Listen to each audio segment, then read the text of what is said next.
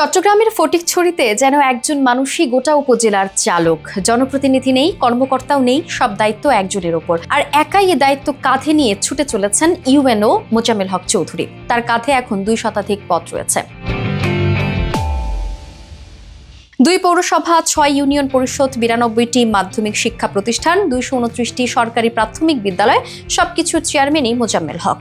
বেতন ভাতা থেকে শুরু করে নিয়োগ ও প্রশাসনিক কাগজপত্রে তারই স্বাক্ষর, তারই সিদ্ধান্ত, দেখে দিতে হয় তাদের ফাইলও।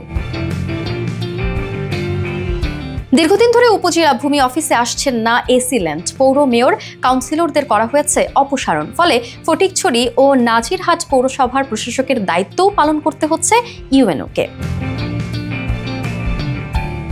এখানেই শেষ নয়। হাট বাজার ব্যবস্থাপনা, আইন শৃঙ্খলা কমিটি, টেন্ডার, কৃষি সম্প্রসারণ, প্রতিবন্ধী ভাতা, বয়স্ক বিধবা ভাতা থেকে শুরু করে চোরা চালান প্রতিরোধ, প্রতিটি কমিটির সভাপতির নামের জায়গায় এখন একটাই নাম, মোজাম্মেল হক চৌধুরী। যার দিন শুরু হয় সকালেই, শেষ হয় গভীর রাতে, অথচ একবারের জন্য ক্লান্তির কথা শোনেননি কেউ।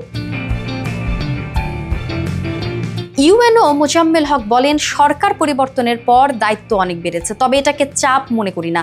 মানুষের জন্য কিছু করতে পারলেই শান্তি পায়। যেখানে এক একটা পদে থাকার কথা আলাদা আলাদা জনপ্রতিনিধি, কিন্তু সেখানে একাই চালাচ্ছেন শতাধিক দায়িত্ব। প্রশাসনের এই বাস্তবতা কি আমাদের ভাবিয়ে তোলে না?